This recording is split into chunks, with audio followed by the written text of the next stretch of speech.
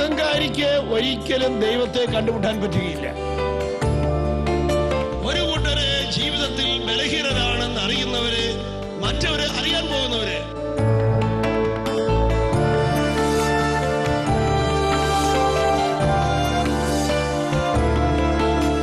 ഇങ്ങോട്ട് വേദനിപ്പിക്കുന്നവരെ സ്നേഹിക്കുന്നതിന് വിലയുണ്ട്, ഇങ്ങോട്ട് സ്നേഹം തരാത്തവരെ സ്നേഹിക്കുന്നതിന് വിലയുണ്ട്. കാരണം നമ്മുടെ കർത്താവായ യേശു ക്രിസ്തു അതിന്റെ വില കുരിശിൽ വെച്ചിരിക്കുകയാണ്. ഹല്ലേലൂയ.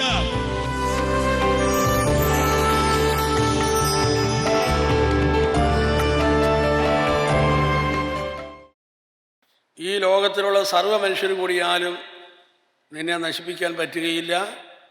നിന്നെ നശിപ്പിക്കാൻ നിനക്ക് മാത്രമേ കഴിയൂ. നീ എങ്ങനെയാണ് നിന്നെ നശിപ്പിക്കുന്നത്? സ്നേഹത്തിനെതിരായ ചിന്ത നിന്റെ തലയിൽ സൂക്ഷിക്കുമ്പോൾ നീ നിന്നെ തന്നെ നശിപ്പിക്കുകയാണ്. ഹല്ലേലൂയ, ഹല്ലേലൂയ, ഹല്ലേലൂയ. പ്രിയപ്പെട്ടവരെയും, അപ്പം നമ്മുടെ ചിന്തയാണ് ഏറ്റവും പ്രധാനപ്പെട്ടത്. പ്രഭാഷകന്റെ പുസ്തകം 37:17 ചിന്തയിൽ നിന്നാണ് പ്രവൃത്തി വരുന്നത്. Hallelujah, hallelujah. മനുഷ്യന്റെ എല്ലാ പ്രവൃത്തികളുടെയും പിന്നിൽ അവൻ്റെ ചിന്തയുണ്ട്. ഹല്ലേലൂയ. ഹല്ലേലൂയ. അതുപോലെ ചിന്തയിൽ നിന്നാണ് നമ്മുടെ വികാരങ്ങളും ഉണ്ടാകുന്നത്. ഹല്ലേലൂയ. ഹല്ലേലൂയ. പ്രിയപ്പെട്ടവരെയും, അപ്പം ചിന്ത കൊണ്ടാണ് നമ്മളെ വളർത്തുന്നതും അതുപോലെ നമ്മളെ നശിപ്പിക്കുന്നതും. അപ്പം നമ്മൾ ഏറ്റവും കൂടുതൽ സൂക്ഷിക്കേണ്ടത് നമ്മുടെ ചിന്തയാണ്. ചിന്ത വഴിയാണ് നീ നശിക്കുന്നത്, ചിന്ത വഴിയാണ് നീ വളരുന്നത്. നമ്മൾ തീരുമാനിക്കുന്നത് ഏത് ചിന്ത വേണം എന്ന്. ഹല്ലേലൂയ. ഒരു പക്ഷേ നമ്മൾ പലപ്പോഴും നമ്മുടെ തലയിൽ കൂടെ ഏത് ചിന്തയും വന്നോട്ടെ എന്ന ഒരു അലംഭാവ മനസ്സ് സമീപനം നമ്മൾ പുലർത്താറുണ്ട്. ഹല്ലേലൂയ. ഏത് ചിന്തയും വന്നോട്ടെ, ഒരിക്കലും നമ്മൾ അനുവദിക്കരുത്. കാരണം സ്നേഹത്തിനെതിരായ ചിന്ത നമ്മളെ നശിപ്പിക്കും. ഹല്ലേലൂയ. ഇനി ഒരു ചിന്ത നമ്മുടെ തലയിൽ വന്നു. ഒരു ചിന്ത നമ്മുടെ തലയിൽ വന്നാൽ നമ്മുടെ ന്യൂറോണിൽ ഏതാണ്ട് 50ഓളം കെമിക്കലുണ്ട്. ആ ചിന്തയ്ക്ക് അനുസൃതമായ കെമിക്കൽ നമ്മുടെ തലയിലേക്ക് റിലീസ് ചെയ്യപ്പെടും. അങ്ങനെയാണ് നമുക്ക് വികാരങ്ങൾ ഉണ്ടാകുന്നത്. ചിന്തയിൽ നിന്നാണ് വികാരം വരുന്നത്. എങ്ങനെയാണ് ചിന്തയിൽ നിന്ന് വികാരം വരുന്നത്? നമ്മുടെ ന്യൂറോണിൽ നിന്ന് ആ ചിന്തയ്ക്ക് അനുസൃതമായ കെമിക്കൽ നമ്മുടെ ബോഡിയിലേക്ക് വരുന്നു. ഹല്ലേലൂയ, ഹല്ലേലൂയ, ഹല്ലേലൂയ. ഇപ്പം നിരാശയുടെ ചിന്തയിൽ നിന്ന് നിരാശയുടെ കെമിക്കൽ നമ്മുടെ തലയിൽ പ്രവർത്തിക്കുന്നു. അങ്ങനെ നമുക്ക് നമ്മുടെ ഉള്ളിൽ നിരാശയുടെ വികാരമുണ്ടാകുന്നു. Hallelujah, hallelujah. അപ്പം അതിൻ്റെ അർത്ഥം എന്താ? ചിന്തയ്ക്ക് അനുസൃതമായ ഒരു രാസമാറ്റം, ഒരു കെമിക്കൽ ചേഞ്ച് നമ്മുടെ ബോഡിയിൽ നടന്നുകൊണ്ടിരിക്കുകയാണ്. അതുകൊണ്ടാണ് ഞാൻ സൂചിപ്പിച്ചത്, ഏത് ചിന്തയും തലയ്ക്കകത്ത് ഇങ്ങനെ കയറ്റിക്കൊണ്ട് നടക്കാം എന്ന അലംഭാവ മനസ്സ് നമ്മൾ മാറ്റണം. കാരണം ചിന്തയ്ക്ക് അനുസൃതമായി നിൻ്റെ ബോഡിയിൽ ഒരു കെമിക്കൽ ചേഞ്ച് നടക്കുന്നുണ്ട്. ഇത് ഒരു ടൈം പീസാണ്. നിങ്ങളെല്ലാവരും കൂടി ഈ ടൈം പീസിനെ വെറുക്കുക എന്ന് വിചാരിക്കുക. എല്ലാവർക്കും ഈ ടൈം പീസിനോട് ഭയങ്കരമായ വെറുപ്പാണ്. നിങ്ങളെല്ലാവരും കൂടി ഈ ടൈം പീസിനെ വെറുത്താൽ ഈ ടൈം പീസിന് എന്തെങ്കിലും മാറ്റം വരുമോ? ടൈം പീസിനൊരു മാറ്റം വരികയില്ല. പക്ഷേ വെറുപ്പിൻ്റെ ചിന്ത നിൻ്റെ തലയിൽ വന്നാൽ നിൻ്റെ ശരീരത്തിൽ കെമിക്കൽ ചേഞ്ച് ഉണ്ടാകും. ഇതാണ് നമ്മൾ അറിഞ്ഞിരിക്കേണ്ടത്. അപ്പം നമ്മുടെ തലയിലൂടെ കടന്നു പോകുന്ന ഏത് ചിന്തയ്ക്കും നമ്മുടെ ശരീരത്തിൽ ഒരു രാസമാറ്റം ഉണ്ടാക്കുന്നുണ്ട്. സ്നേഹത്തിനെതിരായ ചിന്ത, ആ ചിന്തയിൽ നീ ഇരുന്നാൽ കണ്ടോ, നിന്റെ ശരീരത്തിൽ ഒരു കെമിക്കൽ ചേഞ്ച് സംഭവിക്കുന്നുണ്ട്. ആ കെമിക്കൽ ചേഞ്ച് അത്ര നല്ലതല്ല. അത് നിന്നെ നാശത്തിലേക്ക് നയിക്കും. സ്നേഹത്തിനെതിരായ ചിന്ത നിന്നെ നശിപ്പിക്കും. ശ്രദ്ധിക്കുക, മനുഷ്യൻ എന്ന് പറയുന്നത് ശരീരം, മനസ്സ്, ആത്മാവ് എന്നിവ ഉള്ളവനാണ്. അപ്പോൾ സ്നേഹത്തിനെതിരായ ചിന്ത നിന്നെ ശാരീരികമായി നശിപ്പിക്കും, മാനസികമായി നശിപ്പിക്കും, ആത്മീയമായി നശിപ്പിക്കും. മനുഷ്യന് ശരീരവും മനസ്സും ആത്മാവും ഉള്ളവനാണ്. നമുക്ക് ശരീരമുണ്ട് എന്ന കാര്യത്തിൽ ആർക്കും സംശയമൊന്നുമില്ല. ആട്ടെ, മനസ്സ്, അതും നമുക്കറിയാം. നമുക്ക് മനസ്സെന്ന് പറഞ്ഞ ഘടകമുണ്ട്. ചിലർക്ക് ഡൗട്ടുള്ളത് ഈ ആത്മാവ് എന്ന് പറഞ്ഞ സംഗതി ഉണ്ടോ എന്നാണ്. ഇവിടെയാണ് നമ്മൾ അറിഞ്ഞിരിക്കേണ്ടത്, പക്ഷികൾക്കും മൃഗങ്ങൾക്കും ഒക്കെ ശരീരവും മനസ്സും ഒക്കെ ഉണ്ട്. പക്ഷേ അവയ്ക്ക് ആത്മാവില്ല. ആത്മാവുള്ളത് മനുഷ്യനാണ്. അപ്പോൾ ഞാൻ ഇത്രയും പറഞ്ഞു വന്നത്, സ്നേഹത്തിനെതിരായ ചിന്ത നമ്മുടെ തലയിൽ നമ്മൾ കൊണ്ടു നടന്നാൽ അത് നിൻ്റെ ശരീരത്തെ നശിപ്പിക്കും, നിൻ്റെ മനസ്സിനെ നശിപ്പിക്കും, നിന്നെ ആത്മീയമായി തകർത്ത് കളയും. Hallelujah, hallelujah. നമുക്കിത് ഓരോന്നൊന്ന് പരിശോധിക്കാം. സ്നേഹത്തിനെതിരായ ചിന്ത എങ്ങനെ നമ്മുടെ ശരീരത്തെ നശിപ്പിക്കുന്നു? Hallelujah, hallelujah. ഒരു ദിവസം പ്രായമുള്ള ഒരു കുഞ്ഞ്, ആ കുഞ്ഞിനെ അതിൻ്റെ അമ്മ എടുത്ത് തൻ്റെ ശരീരത്തോട് ചേർത്ത് പിടിക്കുന്നു. അപ്പോൾ കൊച്ച് കരച്ചിൽ നിർത്തുന്നു. എന്തുകൊണ്ടാണ് കൊച്ച്, ഈ അമ്മ തൻ്റെ ശരീരത്തോടെ ഈ കൊച്ചിനെ ചേർത്ത് പിടിക്കുമ്പോൾ കരച്ചിൽ നിർത്തുന്നത്? കാരണം അമ്മയുടെ ശരീരത്തിൻ്റെ ചൂടും കൊച്ചിൻ്റെ ശരീരത്തിലെ ചൂടും തമ്മിൽ ഒരാനുപാതികമായ ബന്ധമുണ്ട്. അതുകൊണ്ട് അമ്മ ഈ കൊച്ചിനെ എടുത്ത് തൻ്റെ ശരീരത്തോട് ചേർത്ത് പിടിക്കുമ്പോൾ കൊച്ചിന് സുഖകരമായ ഒരു ചൂട് കിട്ടുകയാണ്. ആ സുഖം കിട്ടുന്നത് കൊണ്ടാണ് കൊച്ചു കരച്ചിൽ നിർത്തുന്നത്. ഒരു ദിവസം പ്രായമുള്ള കൊച്ചിനൊന്നും ഇതെൻ്റെ അമ്മയാണ് അങ്ങനെയൊന്നും അറിയാനുള്ള കഴിവൊന്നും കൊച്ചിനില്ല. പക്ഷെ ഒരു കാര്യം കൊച്ചിനറിയാം, ഈ വ്യക്തി എടുക്കുമ്പോൾ എൻ്റെ ശരീരത്തിന് ഉതകുന്ന വിധത്തിലുള്ള ചൂട് കിട്ടുന്നുണ്ട്, ഒരു സുഖകരമായ ചൂട്. Hallelujah, hallelujah. പ്രിയപ്പെട്ടവരെ, എന്നാൽ ഈ അമ്മ ആരോടെങ്കിലും വെറുപ്പിലോ വൈരാഗ്യത്തിലോ ആണ് ഇരിക്കുന്നതെങ്കിലോ, ഇപ്പോൾ ഭർത്താവിൻ്റെ വീട്ടുകാരോടെല്ലാം വെറുപ്പിലിരിക്കുകയാണ്, തൻ്റെ വീട്ടുകാരോട് വെറുപ്പിലിരിക്കുകയാണ്, അയൽവാസികളോട് വെറുപ്പിലിരിക്കുകയാണ്, തൻ്റെ കൂടെ ജോലി ചെയ്ത വ്യക്തികളോടൊക്കെ വെറുപ്പിലാണ്. അങ്ങനെ വെറുപ്പിലാണ് ഇരിക്കുന്നതെങ്കിൽ ഈ അമ്മയുടെ ശരീരത്തിൻ്റെ ചൂടിൻ്റെ ആനുപാതികതയിൽ വ്യത്യാസം ഉണ്ടാകും. Hallelujah, hallelujah. ഒരാൾ ദേഷ്യപ്പെട്ട് കഴിയുമ്പോൾ നമ്മൾ പറയാറില്ല, നീ എന്നാടാ ചൂടായി നിൽക്കുന്നത് എന്ന്. Hallelujah, hallelujah. ആ ശരീരത്തിൽ ഒരു ചൂട് കൂടും.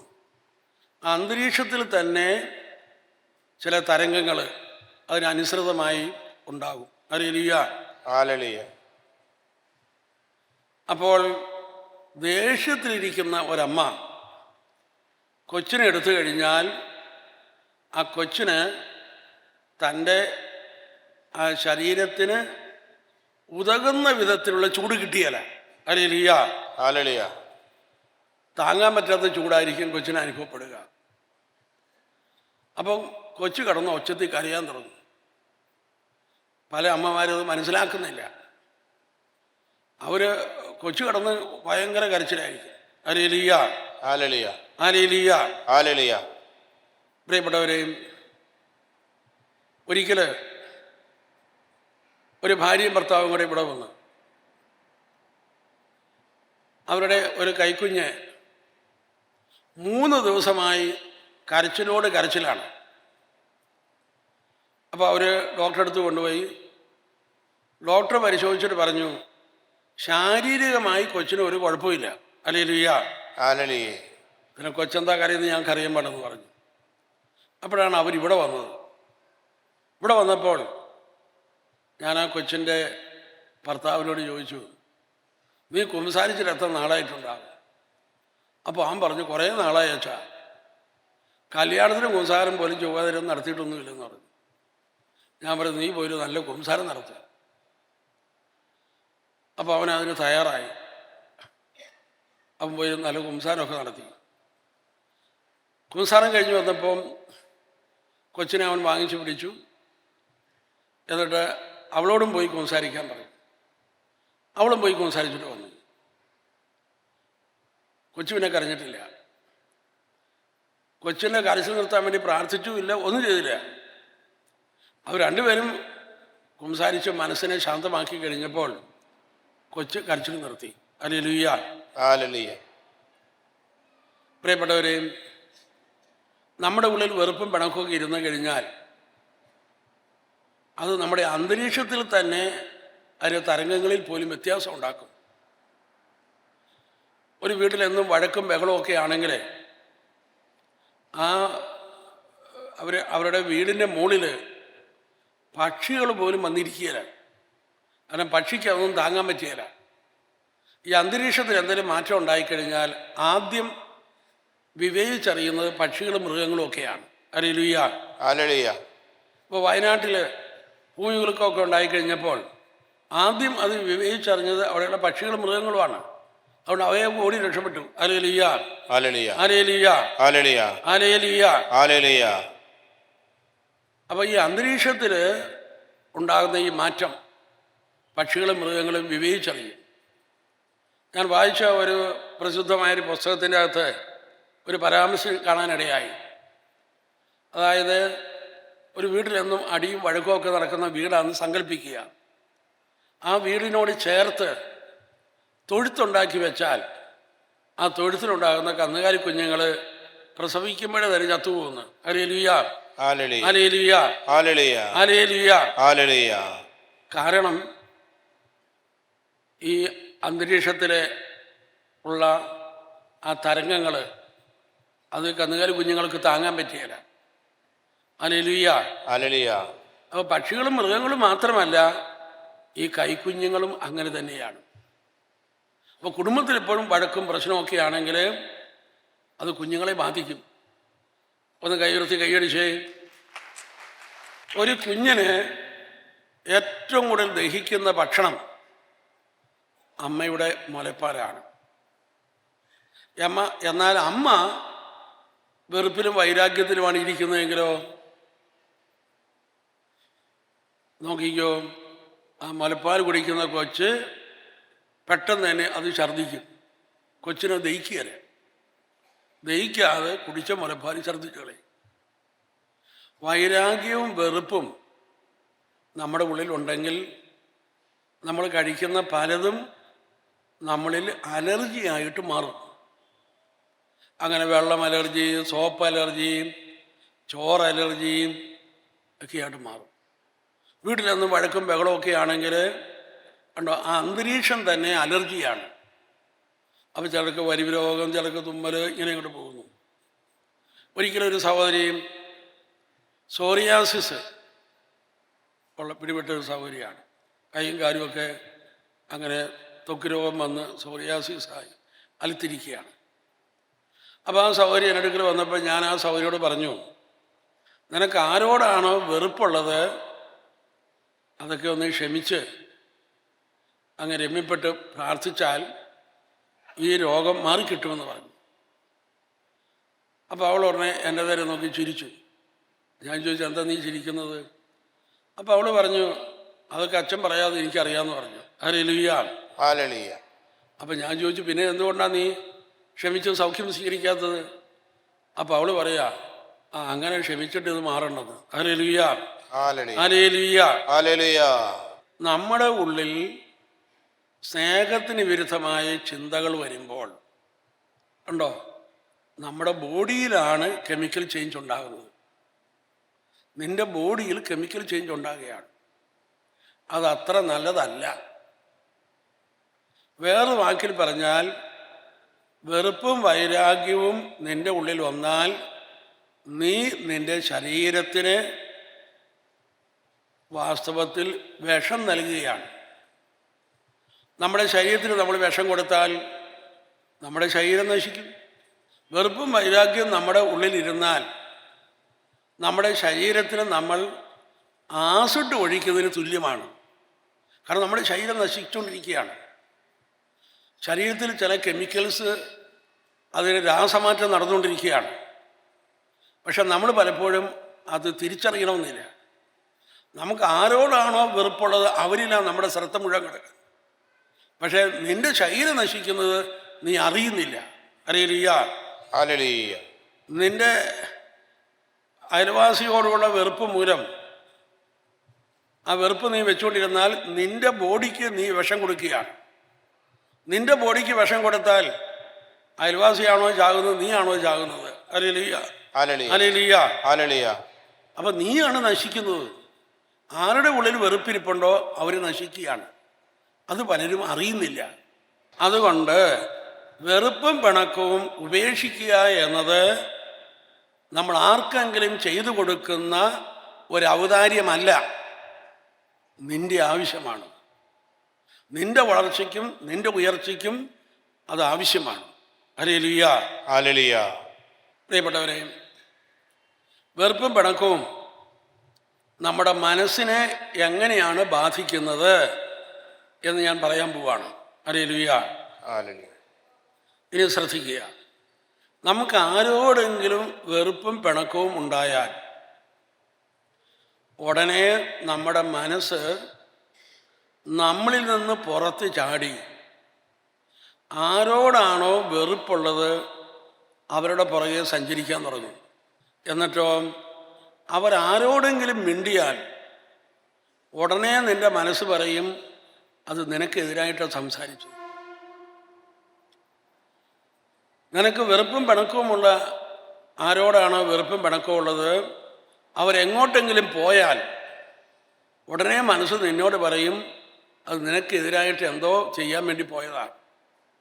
അങ്ങനെ വെറുപ്പും പിണക്കവും നമുക്ക് ആരോടാണോ ഉള്ളത് നമ്മുടെ മനസ്സ് അവരുടെ പുറകെ നടന്നിട്ട് അവരുടെ എല്ലാ പ്രവൃത്തികളും നിനക്കെതിരായിട്ടാണ് അവർ ചിന്തിക്കുന്നതും പറയുന്നതും പ്രവർത്തിക്കുന്നതുമല്ല, നിനക്കെതിരായിട്ടാണെന്ന് നിന്റെ മനസ്സ് നിന്നോട് പറഞ്ഞുകൊണ്ടിരിക്കും. ഹല്ലേലൂയ, ഹല്ലേലൂയ, ഹല്ലേലൂയ, ഹാലലിയ. പ്രിയപ്പെട്ടവരെയും, അങ്ങനെ നമ്മുടെ ജീവിതത്തിലുണ്ടാകുന്ന എല്ലാ തകർച്ചകളും ഉണ്ടോ, നമ്മളോട് ഇഷ്ടമില്ലാത്ത വ്യക്തികൾ നൽകിയതായി നമ്മൾ കാണാൻ തുടങ്ങും. നമ്മൾ നമ്മുടെ ഉള്ളിലേക്ക് നോക്കിയിട്ട് നമ്മൾ പറയുക, ഇപ്പോൾ ഞാൻ അനുഭവിക്കുന്ന ഈ ദുഃഖം, ഞാൻ അനുഭവിക്കുന്ന ഈ പീഡ, അത് ഈ ഒരൊറ്റ വ്യക്തി വഴി എനിക്കുണ്ടായതാണ്. ഈ വ്യക്തി കാരണം എൻ്റെ സമാധാനം പോയി, എൻ്റെ സന്തോഷം പോയി, എൻ്റെ ജീവിതം പോയി, എൻ്റെ ഭാവി പോയി. ഈ ഒരൊറ്റ വ്യക്തി കാരണം എൻ്റെ ജീവിതം നശിച്ചു. അങ്ങനെ നിൻ്റെ ജീവിതത്തിൽ സംഭവിക്കുന്ന എല്ലാ വേദനാജനകമായ അനുഭവങ്ങളും നിന്നോട് ഇഷ്ടമില്ലാത്ത വ്യക്തികൾ വഴി നിനക്ക് സംഭവിച്ചതായി നീ വ്യാഖ്യാനിക്കാൻ തുടങ്ങും.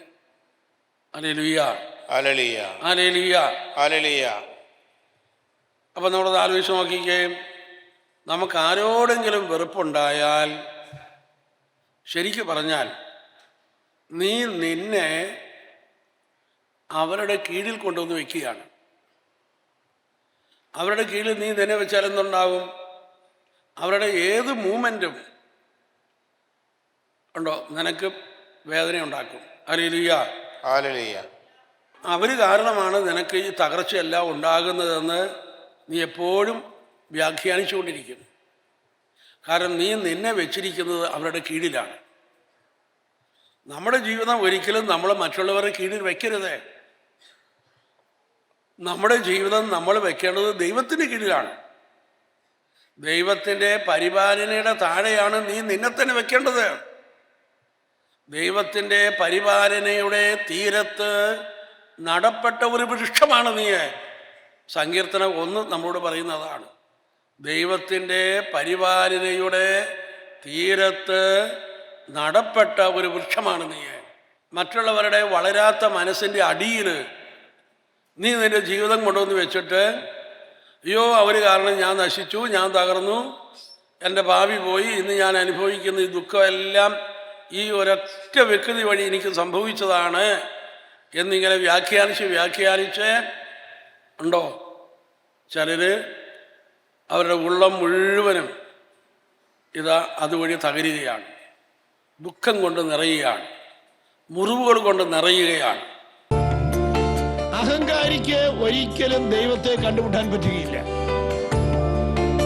ഒരു കൂട്ടര് ജീവിതത്തിൽ ബലഹീനരാണെന്ന് അറിയുന്നവര്, മറ്റവര് അറിയാൻ പോകുന്നവര്.